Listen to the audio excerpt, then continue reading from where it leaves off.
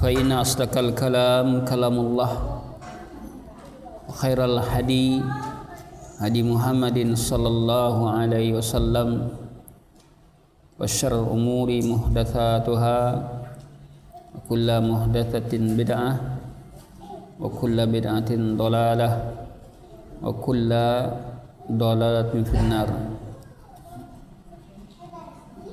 Ma'asyiral muslimin, ma'asyiral muslimat, wal akhawat wal ummahat yang dirahmati dan dimuliakan Allah Subhanahu wa taala. Kembali kita ungkapkan syukur kita kepada Allah. Alhamdulillah, dengan nikmatnya Allah Subhanahu wa taala masih menunjuki hati kita kepada kebenaran, kecintaan kita kepada ilmu,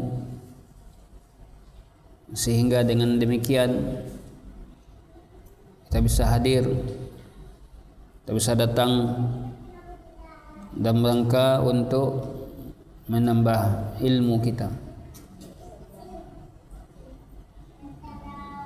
Salawat dan salam untuk Nabi kita, Nabi besar Muhammad sallallahu alaihi wasallam, sebagai uswah kita, sebagai tauladan kita dan panutan kita. Sungguhnya hidup yang kita lalui insyaallah taala akan selalu berada dalam kebaikan, berada dalam kenikmatan tatkala kita ikuti tuntunan dan petunjuk Rasulullah sallallahu alaihi wasallam. Taraktu fikum amrain ma in tamassaktum bihima lan tadillu abada. Aku tinggalkan kepada kalian dua perkara, selagi kalian berpegang teguh kepada keduanya, niscaya kalian tidak akan sesat untuk selama-lamanya, yaitu kitabullah wa sunnati, kitab Allah itu Al-Quranul Karim dan sunnah. Para ummahat, akhwat dan ummahat yang dimuliakan dan dirahmati Allah Subhanahu wa taala. Insyaallah taala tema yang kita angkat pada siang hari menjelang sore ini adalah beberapa kesalahan dalam mendidik anak atau kesalahan para pendidik, beberapa bentuk kesalahan para pendidik.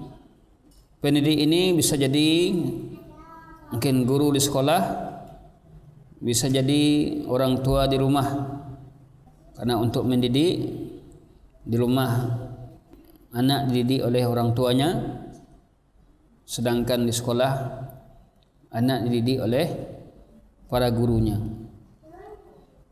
Sini insyaallah taala kita akan menjelaskan beberapa kesalahan atau kekeliruan para pendidik yang menjalankan tarbiyah kepada anak-anaknya. Ketahuilah bahwasanya sebagai seorang pendidik, bahwa seorang pendidik mendapatkan ganjaran besar si Allah, mendapatkan pahala ketika dia mendidik anak-anaknya. Anak adalah perhiasan, anak adalah generasi penerus. Lah kita tiada, dialah kelak yang akan melanjutkan kehidupan kita dan akan mendoakan kita di saat tidak lagi berguna harta kecuali doa anak yang soleh.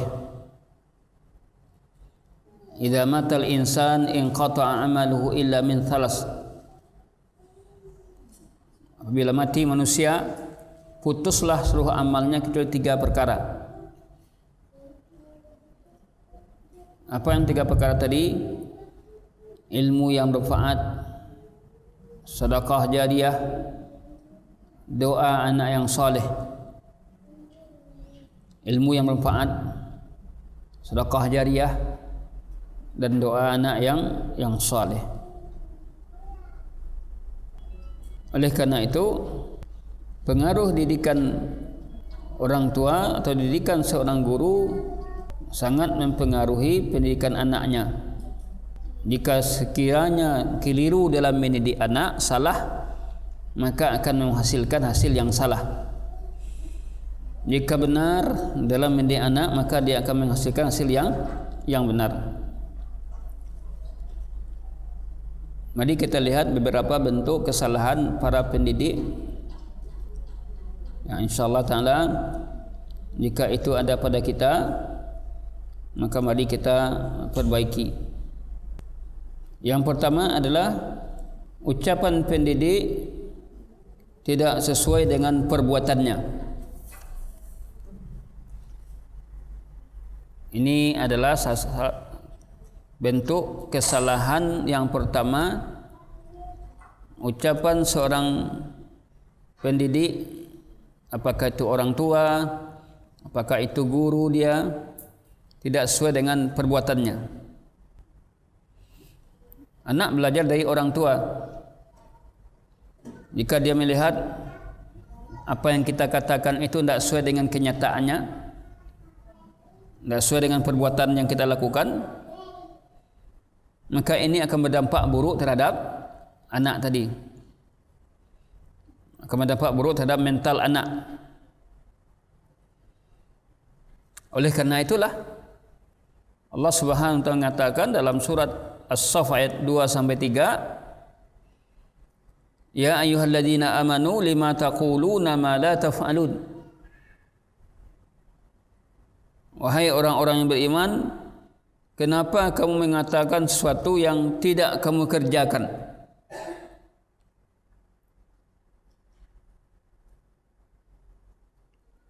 Ya ayyuhalladzina amanu lima taquluna ma la taf'alun.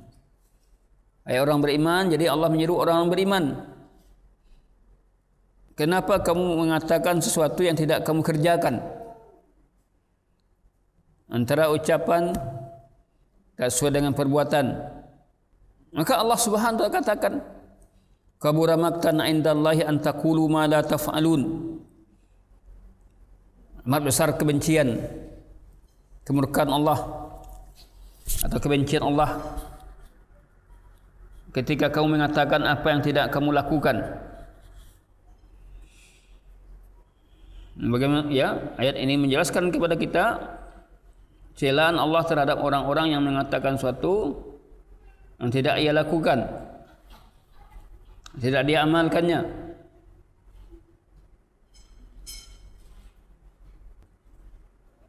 Kenapa kamu mengatakan sesuatu yang tidak kamu kerjakan? Yang namanya anak-anak, dia melihat kenyataan yang ada dalam keluarganya. Dia akan melihat kenyataan yang ada di dalam lingkup sekolahnya. Maka anak-anak tidak akan mau berkata jujur kalau ia mengetahui orang tuanya berdusta. Kalau orang tuanya sering berdusta, maka anak juga akan ikut berdusta.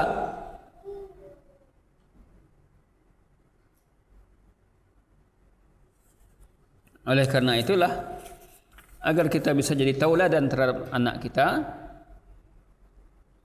antara perkataan kita dan perbuatan kita harus kita serasikan. Jangan nanti Umi, Abi mengatakan ini, namun dalam perbuatannya berbeda.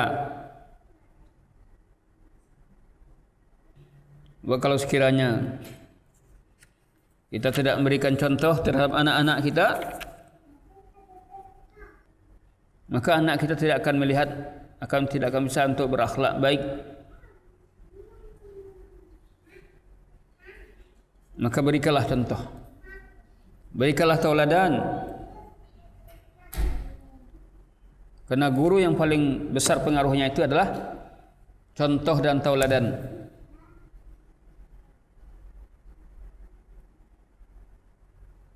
Yang kedua adalah di antara bentuk kekeliruan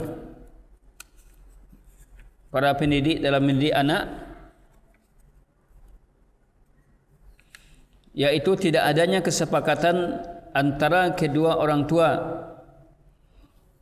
Tidak ada kesepakatan antara kedua orang tua dengan muridnya.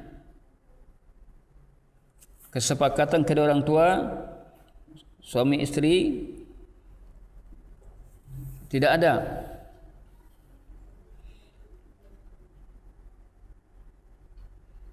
Sehingga anak jadi bingung. Umpamanya seorang anak melakukan perbuatan tertentu di hadapan kedua orang tuanya. Ibunya memujinya, bapaknya tidak.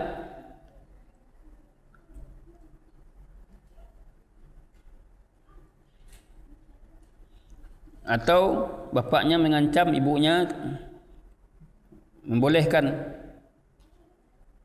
sehingga menjadi bingung. Tidak ada kesepakatan. Umpama ibunya melarang musik, ayahnya membolehkan.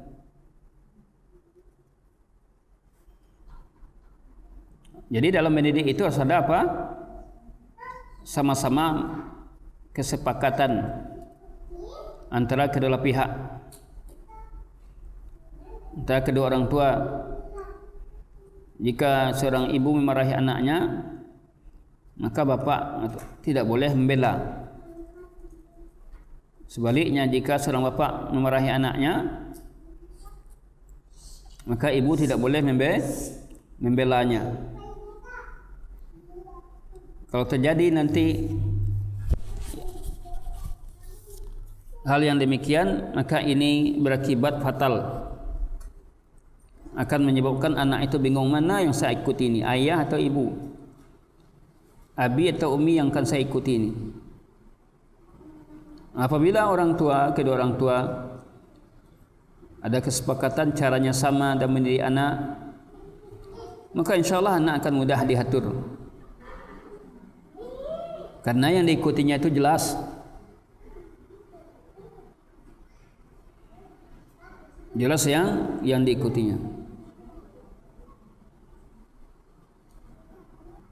Ini yang kedua. Yang ketiga, membiarkan anak jadi korban televisi dan media sosial. Membiarkan anak jadi korban televisi dan media sosial. Ketahuilah bahwasanya media massa, koran, TV, surat kabar, ya, dan media sosial sangat besar pengaruhnya dalam membentuk perilaku anak. Maka di antara media yang perlu kita waspadai seperti televisi, kemudian HP. Bila kita lihat sekarang, rata-rata orang tua punya HP Android lagi. Jika anak kita berikan HP, kemudian dia bermain sekehendaknya tanpa ada aturan dan batasan, maka anak akan jadi korban, ya, televisi dan jadi korban HP.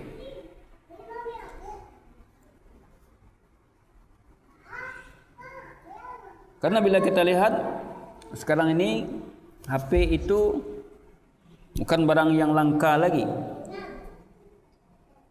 Ternyata kita sudah memiliki HP, dan memiliki HP Android. Karena sejak pandemi, anak-anak kita disuruh belajar online, sehingga rata-rata orang tua punya HP. Maka jangan sampai kita biarkan anak kita bermain HP, atau ada orang tua yang menjadikan HP ini sebagai hiburan bagi anak-anaknya, sehingga ketika anaknya menangis, ya ini HP, kasih HP, nangis kasih HP. Ini berbahaya. Ini namanya menyerumuskan anak kita. Bukan kita ajak dia bicara, bukan kita temani dia, tetapi suruh main HP.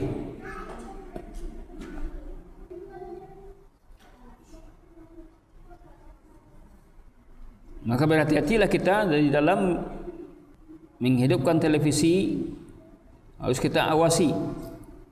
Jangan anak kita sembarangan nonton. Karena sekarang ini banyak tayang-tayang film-film yang tidak bagus. Kami lihat sekarang ada namanya film kartun, tapi rupanya film itu berisi kisah cinta dan kisah percintaan yang romantis. Kartun. Kami lihat film anjing, binatang lainnya, film kucing. Bisa kita melihat bagaimana seekor kucing betina dalam satu acara ditampilkan sangat anggun. Kucing itu dikasih didandanin dengan bulu mata panjang, matanya bercelak layaknya seorang putri. Kemudian kucing itu buah dadanya juga dibuat menarik, berlenggak-lenggok untuk menggait hati sang kucing jantan. Ini kan sebenarnya pendidikan yang merusak. Dididik melalui perilaku kucing yang ada pada manusia, termasuk penampilan perang tanding untuk wanita, juga memabukkan, merokok, mencuri, melakukan tipu muslihat, berdusta dan lainnya. Nah, bila kita lihat tayangan ini semuanya menyerbu dunia anak-anak dan menodai fitrah yang suci dengan dalih acara anak-anak. Nah, ini acaranya anak-anak, filmnya kartun. Rupanya berbahaya bagi anak kita. Maka hati-hati kita melihat film televisi yang ditonton oleh anak kita. Walaupun kartun rupanya sudah meracuni. Kartun isinya cerita orang dewasa.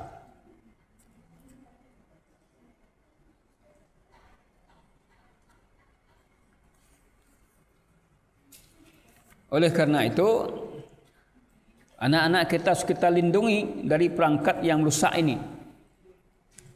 Jangan sampai biarkan bebas.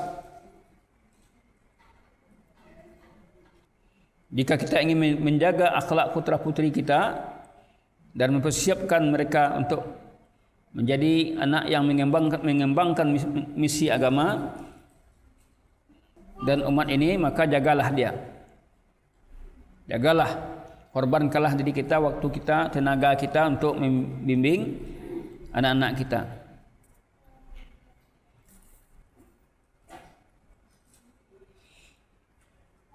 Yang keempat adalah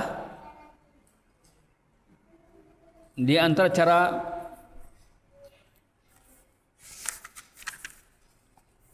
yang tidak baik atau kesalahan dalam mendidik anak, yaitu menyerahkan tanggung jawab pendidikan anak kepada pembantu dan pengasuh. Menyerahkan tanggung jawab pendidikan anak kepada pembantu dan guru. Ini merupakan kesalahan kalau anak kita serahkan pendidikannya kepada, tanggung jawabnya kepada pembantu. Dia yang menunjukkan PR, dia yang mengawasi anak kita, dia yang menyuapi semuanya.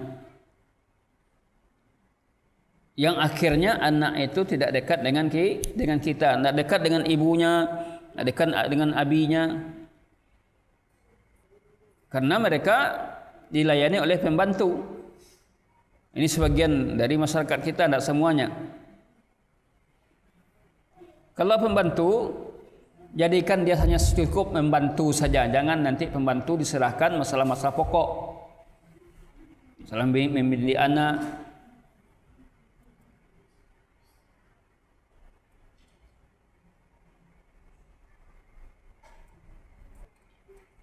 Dengan sikap itu anak akan dirugikan. Apabila ibu terlalu sering keluar rumah, kemudian pulangnya sudah sore, anak tidak diperhatikan lagi dengan baik, maka pembantu yang mengawasinya, pembantu yang membimbingnya, maka ini jelas tidak benar, dan ini merupakan satu bentuk kesalahan yang wajib menjadi perhatian kita. Kadang-kadang agama pembantu tidak bagus, pembantu tidak bisa baca Quran, ya bagaimana mungkin bisa mendidik anak kita? Yang kelima adalah pendidik menampakkan kelemahannya dalam mendidik anak. Pendidik menampakkan kelemahannya dalam mendidik anak. Ini jadi senjata bagi anak-anak kita. Ini banyak jadi pada ibu-ibu dan kadang-kadang juga pada bapak-bapak. Contohnya apa? Seorang ibu berkata, "Wah, kamu mengesalkan. Kamu membuat susah. Kamu ini membuat susah." Kita mengungkapkan kelemahan kita di hadapan anak ini tidak boleh. Kenapa? Dengan sikap kita seperti itu akan membuat anak merasa di atas angin. Contoh juga kata-kata "Ba'a majang lai." Bagaimana mendidik kamu lagi? Apa yang akan kulakukan untuk mendidikmu lagi? Rupanya kata-kata itu tidak baik rupanya untuk anak kita ucapkan. Kenapa? Sebagian anak senang dia dengan adanya kita orang tua menampakkan kelemahan kita di hadapan anak. Ada lagi orang tua, "Wa angkok madabana dia masuk ke pesantren ni kok. Madabana nak tangka nak mau dididik, dia masuk pondok ya." Kan ada seperti itu orang tua. Maka dia akan berpikir, orang tua saya nak pandai mendidik anak, masukkannya saya ke pondok. Jangan kita masukkan anak kita ke pondok dengan tujuan karena saya nak bisa mendidik anak, atau karena anak saya ini nakal, ini salah. Jangan jadikan pondok pesantren tempat kumpulan anak-anak nakal.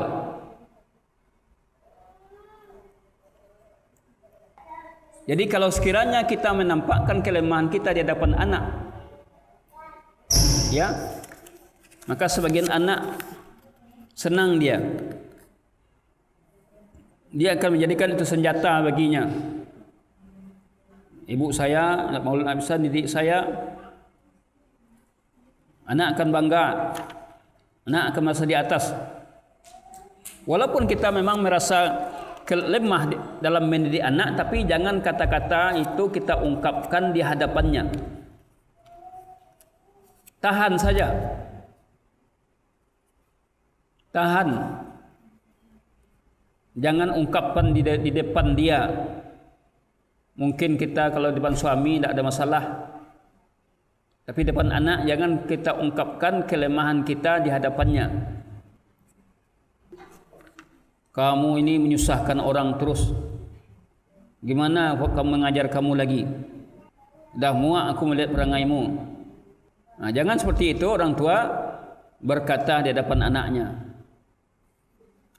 Pokoknya tidak bagus. Ya. Yang keenam adalah sifat kesalahan pendidik dalam mendidik anaknya.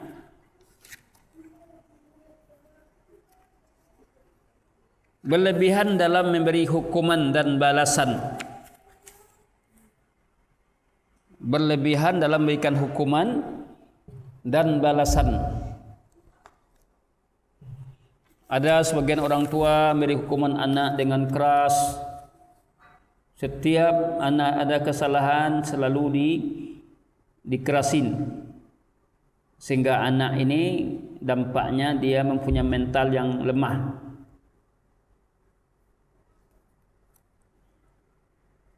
Ada orang tua yang menghukum anaknya dengan memasukkan kamar, mematikan lampu. Ada orang tua yang menghukum anaknya dimasukkan ke WC tidak boleh keluar dari WC. Ada orang tua menghukum anaknya tidak memberi makan beberapa jam. Ini tidak baik. Ini dianggap berlebihan. Bagaimana kita menghukum anak? Hukumlah anak itu bertingkat-tingkat sesuai dengan kondisi fisiknya. Mulai dari pandangan yang punya arti, kita memandang anak dengan pandangan yang enggak lain. Ini juga bentuk hukuman. Pendidik juga hendaklah memberikan hukuman yang lebih daripada sekadar pandangan. Tidak memberi hukuman dengan kata-kata pojokan, celaan. Kalau terpaksa menggunakan hukuman fisik, ya boleh. Akan tetapi hukuman itu tidak boleh membahayakan, merusak fisik anak. Hukuman fisik terhadap anak boleh dilakukan, tapi itu cara terakhir. Jangan kita menghukum anak sebentar dipukul, akhirnya anak itu kebal pukulan.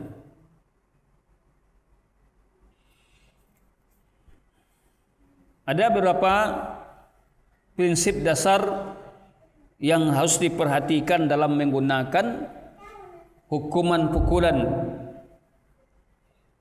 Ada beberapa prinsip dasar yang perlu diperhatikan dalam menggunakan hukuman pukulan. Yang pertama, tidak menggunakan hukuman pukulan kecuali jika sudah tidak ada cara lain.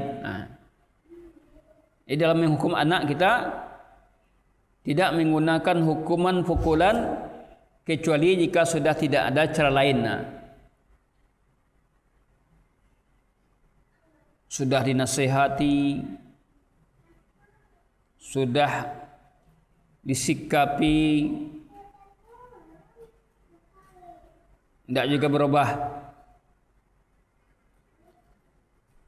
Sudah dinasihati juga, diulang lagi nasihatinya, tidak juga berubah. Maka jika sudah sering kita menasihatinya, memberikan pelajaran kepadanya tidak berubah juga, maka boleh dia dihukum.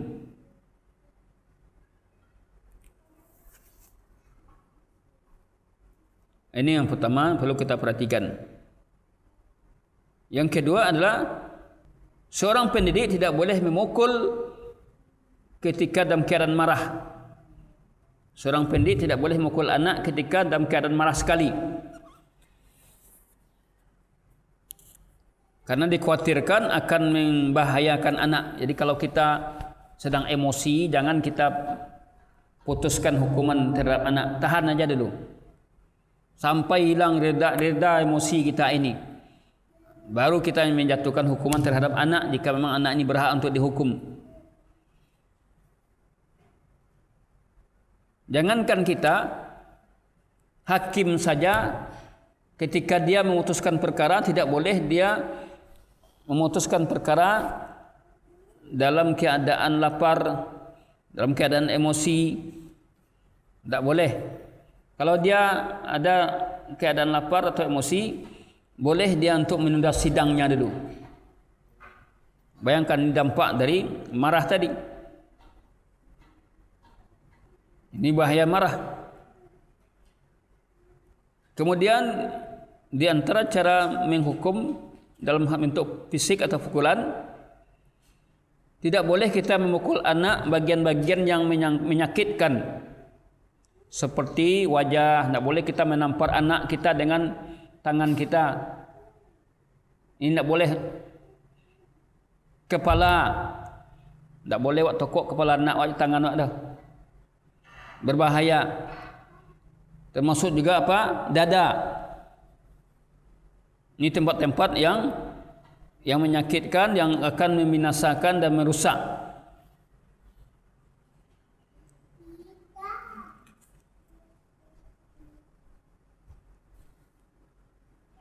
Yang berikutnya adalah nasihat dalam menghukum anak, bertahap dalam menghukum. Pukulan yang pertama lunak, kemudian agak keras lagi, kemudian keras. Ini pun menjadi perhatian kita. Tidak boleh kita mukul wajah anak. Karena wajah itu manzarul jamal. Sumber kegagahan, kecantikan adalah wajah. Ini wajah yang kita pukul, akhirnya membekas. Kan gawat. Kepala juga tidak boleh dipukul. Otak manusia itu di kepalanya. Dada juga demikian. Kemudian di antara aturan dalam memukul, tidak boleh memukul anak yang berumur di bawah 10 tahun. Ya, seperti anak-anak inilah yang kecil-kecil ini kita bawa. Karena bagalut di musaji, wak piyuh puseknya. Atau dipicik. Tidak boleh. Sebagian orang tua biasa saja dia. Cukup larang saja, panggil, nasihati baik-baik. Jadi salah satu teori ini mengambil dari sunnah Nabi, yaitu menghukum anak boleh secara fisik dihukum, dipukul, boleh kalau sudah berumur 10 tahun. Sebagaimana Nabi katakan, muru auladakum bis-salah wa hum abna'u sab'in. Perintahkan anakmu menegakkan salat ketika berumur 7 tahun. Fadribuhum idza balagu asran. Pukullah dia jika sudah sampai 10 tahun, maka pukul. Berdasarkan hadis ini, untuk ibadah yang mulia saja salat, yang anak kita meninggalkan salat boleh dihukum ketika mereka berumur 10 tahun. Maka perintah-perintah yang lain dikiaskan kepada salat ini. Dikiaskan sehingga anak dihukum fisik mulai berumur 10 tahun. Kecuali kalau anak itu satu-satu yang badannya besar, umur 8 tahun lah kadang badannya, dah besar badannya, menyamai anak umur 12 tahun kan. Nah, ini boleh kita pukul ketika dia meninggalkan perintah Allah seperti salat tadi.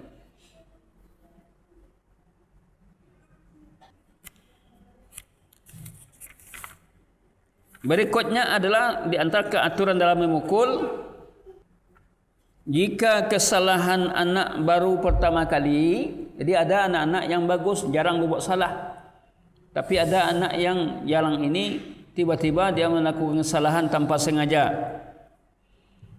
Jika kesalahan anak ini baru pertama kali, maka hendaklah dia diberi maaf, kesempatan untuk bertobat, minta ampun kepada Allah dan minta maaf.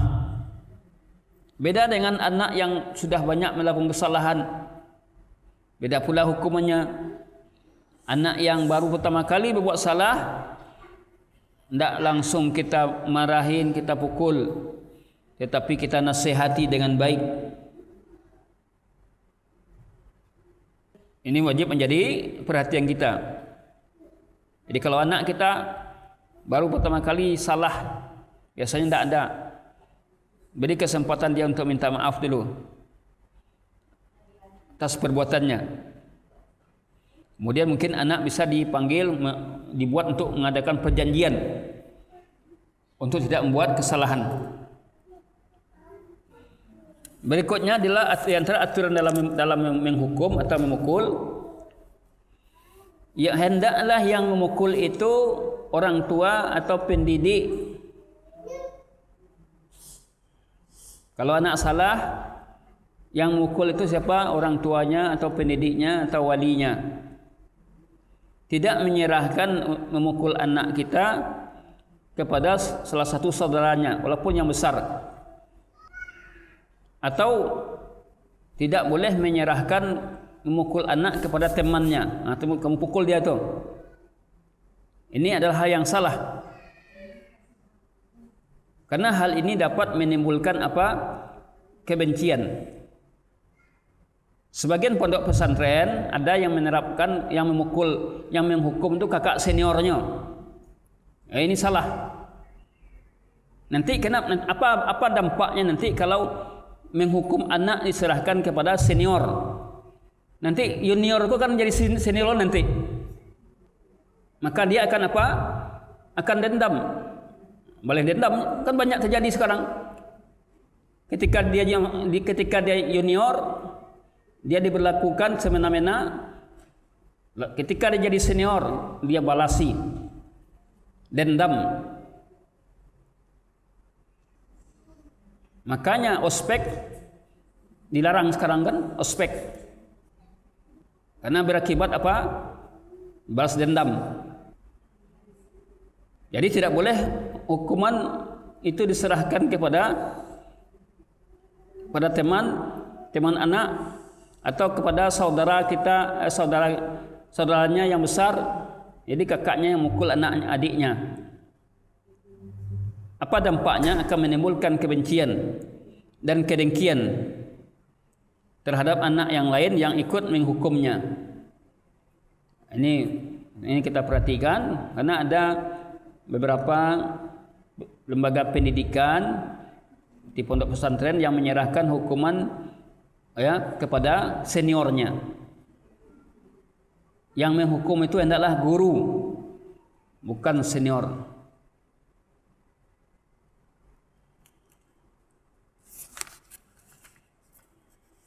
Itu berhubung dengan hukuman. Jadi tidak boleh berlebihan dalam memberikan hukuman. Demikian juga jika anak adalah mempunyai kelebihan, keberhasilan, maka berilah dia imbalan. Contoh dia rajin menghafal Quran, boleh kita berikan reward, hadiah. Tapi tidak setiap dia berhasil itu berikan hadiah. Karena nanti akan mendidik anak kita menjadi materialis. Contohnya dia hafal, untuk mendidiknya awal-awal tidak apa-apa. Kalau kamu hafal 2 juz, 1 juz, Umi nilai 100.000 kan? Boleh 2 juz 200. Namun itu tidak kita jadikan terus menerus. Bahwa nanti kalau itu terus menerus, nanti dia akan menghafal karena apa? Diberi hadiah. Sesekali tidak apa-apa. Demikian juga kalau anak kita melakukan sesuatu yang baik, atau kita minta tolong kepadanya, belikan ini, belikan itu, sekali-sekali kita kasih imbalan, namun tidak terus menerus. Setiap disuruh dikasih uang, setiap disuruh dikasih uang, maka ini merusak anak jadinya. Dia akan berpikiran kalau bantu orang tu ada imbalannya, kalau bantu orang tu ada imbalannya. Ini yang akan terpikir baginya. Jadi boleh memberikan memotivasi, boleh memberikan hadiah sekali-kali. Besok tidak mesti setiap, atau disuruh anak berlomba, tidak mesti setiap berlomba itu dikasih hadiah. Yang ketujuh, di antara kesalahan atau kekeliruan dalam mendidik anak atau kekeliruan pendidik dalam mendidik anaknya, mengekang anak secara berlebihan. Mengekang anak secara berlebihan, tidak boleh keluar sama sekali, tidak boleh main di luar, di rumah saja semua, Tidak diberikan kesempatan anak bermain. Kita melihat ada sebagian orang tua, anaknya sudah full day belajar, pulang sudah jam 2 atau jam 3, nanti pulang sekolah disuruh les lagi. Nanti malam juga ada les. Maka ini jelas terlalu berlebihan dalam mengekang anak. Kapan kesempatannya untuk istirahat, untuk bermain? Sebagian masyarakat umum anaknya pulang sekolah dikasih les berenang atau les matematik. Kemudian nanti ada pula lesnya setelah matematik, les lah ini apa lagi, ini lagi. Dikekang anaknya. Tidak boleh bermain, tidak boleh bercanda. Kita tahu bahwasanya tabiat anak ini bermain. Nah, coba anak-anak kita bawa ke sini, duduk aja dekat uminya, bisa enggak? Ustaz memberikan pelajaran 2 jam, kamu duduk aja. Ya enggak bisa. Yang namanya anak-anak bergerak. Ini adalah tabiat anak pasti bergerak. Paling konsentrasinya 5 menit, 10 menit paling lama. Itu dia bergerak lagi. Oleh karena itu, anak-anak perlu dibawa bermain di tempat yang bebas dan luas untuk membentuk pertumbuhan jasmani bagi anak. Maka orang tua hendaklah memberikan kesempatan masa-masa bagi anak-anak untuk bermain. Tapi kalau anak-anak selalu didisiplinkan seperti militer, ini juga gawat, nanti berbahaya. Demikian juga terhadap perkara-perkara yang belum saatnya dia, perkara syariat, contoh anak baru kelas 3 SD dikasih bercadar terus. Ya, kalau sekali tidak apa-apa, dia kan masih bebas. Anak belum balik, kemudian tidak lepas-lepas cadarnya sampai di rumah pun, ya. Ini akan menyebabkan anak itu apa? Kebebasannya terlalu dikekang, karena dia belum ada kewajibannya lagi. Nah, ini juga perlu kita perhatikan. Yang kata kita kadang-kadang mendidik, rupanya bukan pendidikan yang kita dapatkan. Karena kenapa? Karena berlebihan dalam mendidik kepada syariat yang dia belum saatnya.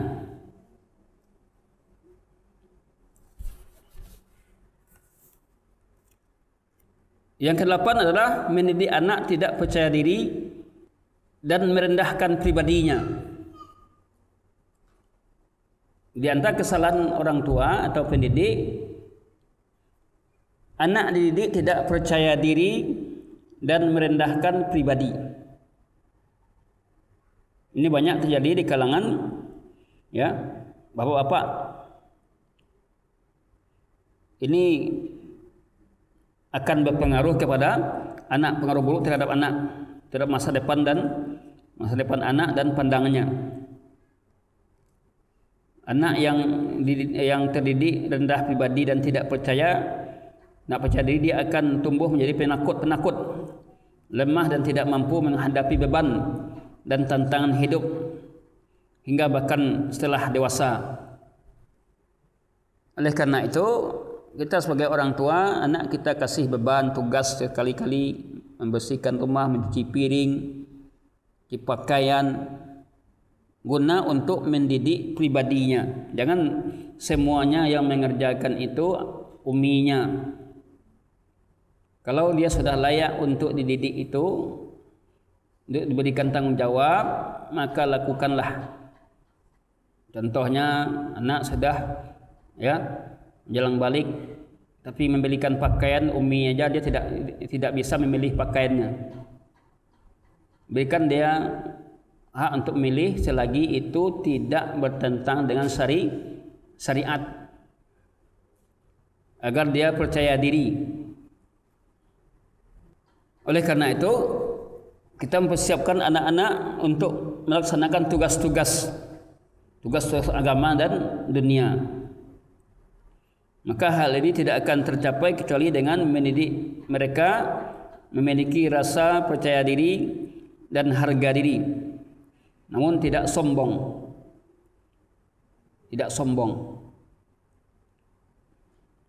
Jangan didik anak kita takut kepada orang lain. Datang tamunya takut, ya kan? Kita perkenalkan tamu, mungkin saudara kita yang datang tamu, dia lari ke dalam, takut dengan orang. Nah, ini perlu kita, pengetahuan seperti ini perlu sekali agar anak-anak kita menjadi anak-anak yang percaya diri dan tidak merendahkan pribadinya.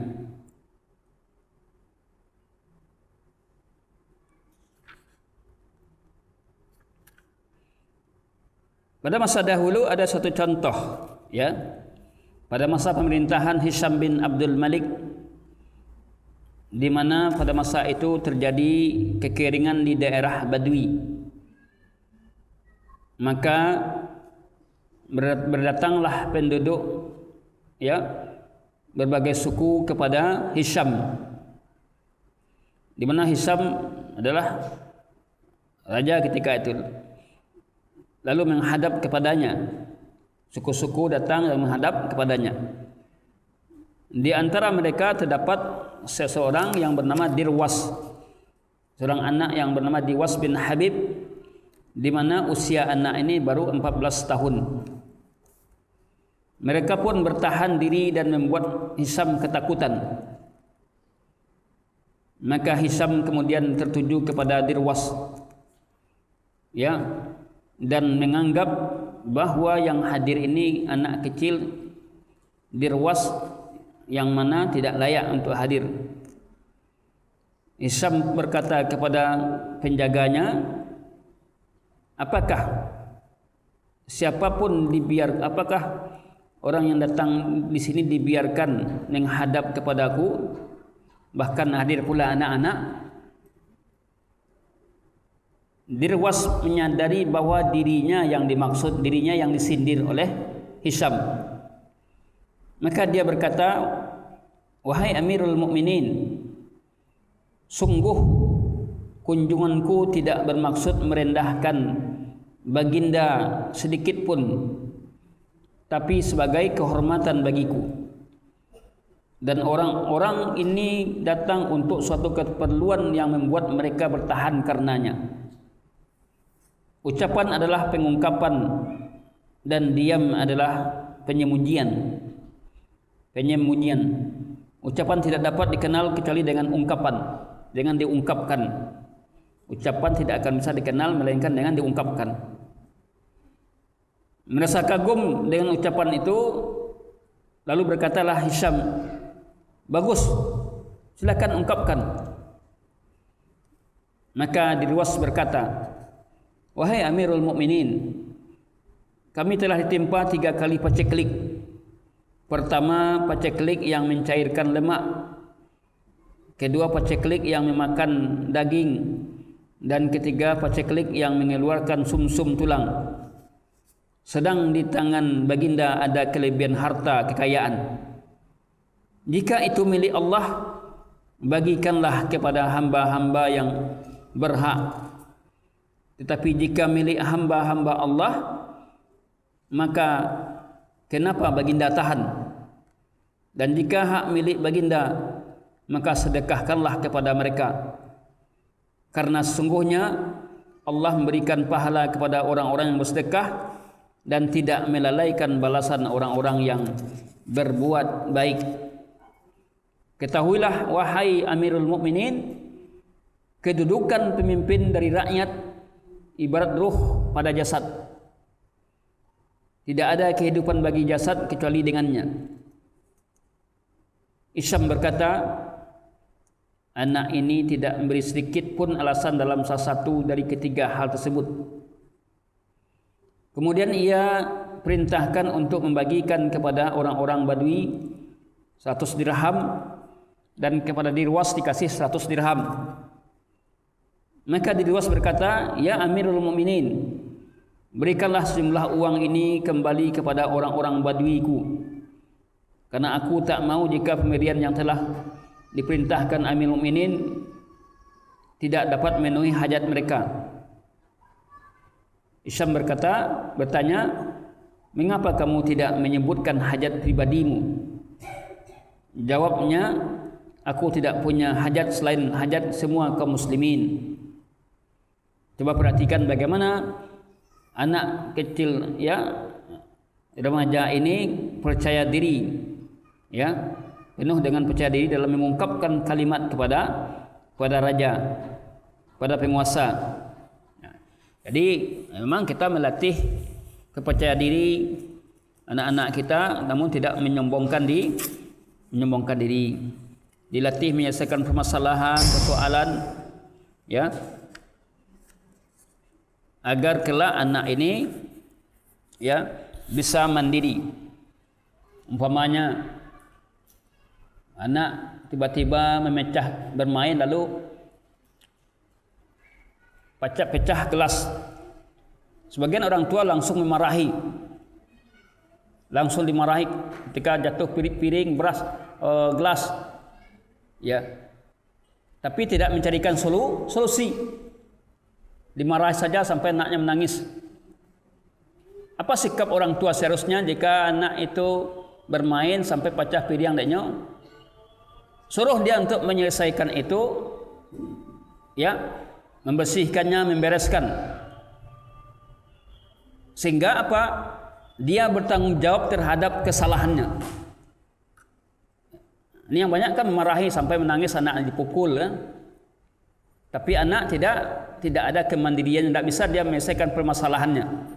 Karena salah cara kita dalam mendidik anak, hanya marah saja yang bisa, tidak bisa mencarikan solusi terhadap anak kita.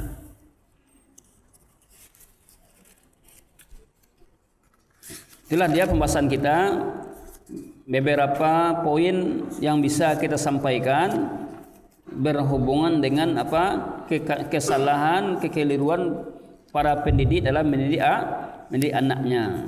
Mungkin barangkali ada di situ persoalan yang kita hadapi yang mungkin selama ini kita ada keliru dan salah. Mudah-mudahan dengan adanya pembahasan kita ini bisa terobati, bisa terjadikan solusi bagaimana kita mendidik anak kita. Bagi yang belum punya anak, ya berarti ini pelajaran baginya, ilmu baginya, maka dia amalkan ke depan. Wallahu alam bissawab. Karena ada yang bertanya, kita masuk kepada soal al-jawab.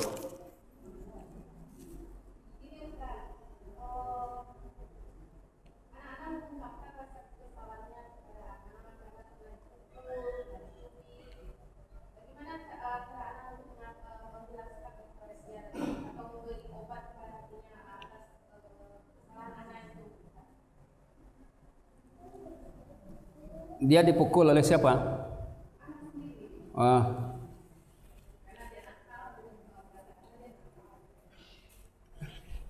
Iya.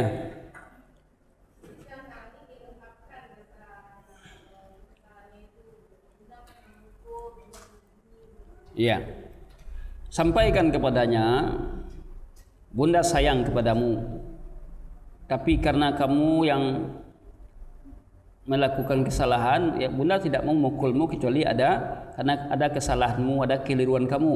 Nah, apa salahmu? Nah, coba ingatkan dia. Apa kesalahanmu? Coba ingatkan dia akan kesalahan. Karena anak ini dia mengira dia sudah dalam kebenaran, sehingga tiba-tiba orang tuanya mukul. Sedangkan orang tua tidak memberikan pengertian akan kesalahannya, langsung dipukul saja. Karena seorang anak bisa jadi dia melakukan kesalahan karena faktor ketidaktahuannya. Kalau dia tidak tahu, dia tidak boleh dihukum dulu. Kenapa kamu lakukan ini? Tahu enggak? Ini salah. Enggak tahu dia. Nah, ini baru sekarang kalau dia anak itu sudah memayyiz, sudah bisa membedakan sesuatu, ya. Sudah bisa membedakan, maka kita berikan keterangan bahwa ini kesalahanmu. Jadi jelaskan kepadanya kekeliruannya, kesalahannya, sehingga dia mau menyadari akan kesalahan tadi. Karena kesalahannya maka dia dipukul. Jadi bukan dipukul saja kalau tanpa dia tahu kesalahannya. Nah, coba jelaskan. Tanya dulu ketika dia berbuat salah, jangan langsung dihukum, dipukul, tapi tanya dulu, kenapa kamu lakukan ini? Benar atau tidak? Ada kalanya dia melakukan kesalahan karena ketidaktahuannya. Nah, kalau ketidaktahuannya sekali mungkin kita maafkan, besok tidak boleh lagi. Jadi beda menghukum anak yang tidak tahu dengan anak sudah tahu. Jadi kita katakan anak yang baru sekali melakukan kesalahan yang tidak tahu, beda menghukumnya dengan anak yang sering berbuat salah. Berikan kesempatan kepada anak yang tidak pernah buat salah tadi untuk minta maaf, untuk bertobat, ya. Jadi kita tidak memukul rata anak yang baik dengan anak yang jelek. Nah, ini beda dalam hukuman mereka. Wallahu a'lam bishawab.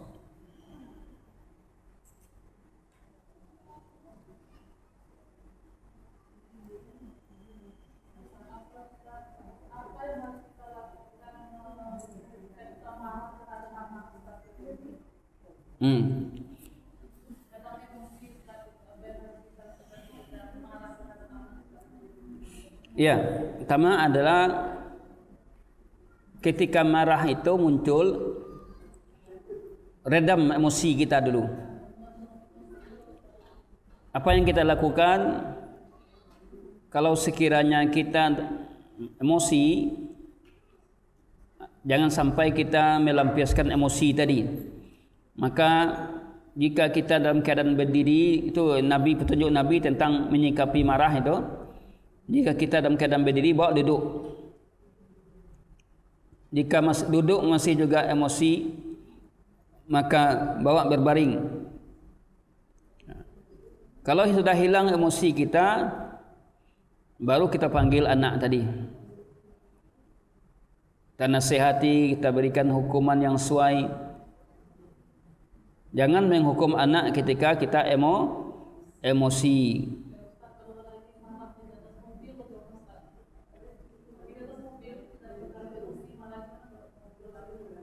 Marah di atas mobil, ya kita redam, sampaikan. Atau kalau kita marah, tahan marah tadi, ya, jadilah dia tidak marah, jadilah ibunya tidak marah ketika dia mampu meredam. Kan Nabi katakan la taghdab, jangan anda marah. Maksudnya itu apalah? Artinya jangan anda lampiaskan kemarahan. Bukan berarti marah itu tidak ada pada diri seorang, tapi yang dilarang itu adalah melampiaskan kemarahan. Yang diperintahkan untuk meredam marah. Nah kadangnya kalau mabangi itu di kadempangan anak boleh gua. Kan ada rasa-rasa kita seperti itu. Tapi langsung kita mohon ampunan kepada Allah, istighfar kepada Allah. Lalu sikapi dengan sabar, tenang, ya. Setelah itu baru kita sampaikan kepada anak. Artinya adalah ketika kita menyikapi anak tadi, sikapi dengan penuh kesabaran. Bukan berartinya kalau salah tidak dihukum, tidak. Intinya jangan sampai kita menghukum anak kita, kondisi kita dalam keadaan emosional. Kalau waktu itu kita mampu meredam, lalu kita berikan, ya, arahan atau hukuman yang layak, maka boleh. Tapi kuncinya jangan sampai kita dalam keadaan emosi. Tapi dalam keadaan kita mampu menahan emosi kita, amarah kita. Kemudian juga ada petunjuk Nabi tentang marah itu. Jika dia muncul, bawa beruduk.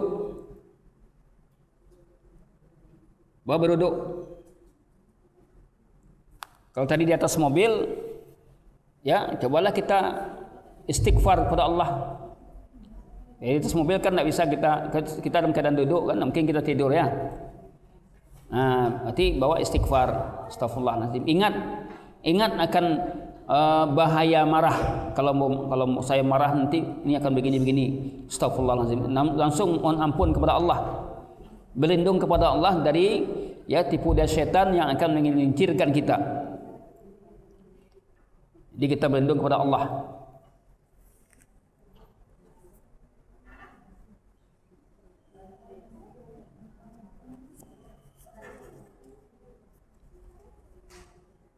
Wallahu alam bissawab. Ini yang bisa saya sampaikan, Ibu yang dirahmati Allah Subhanahu wa taala.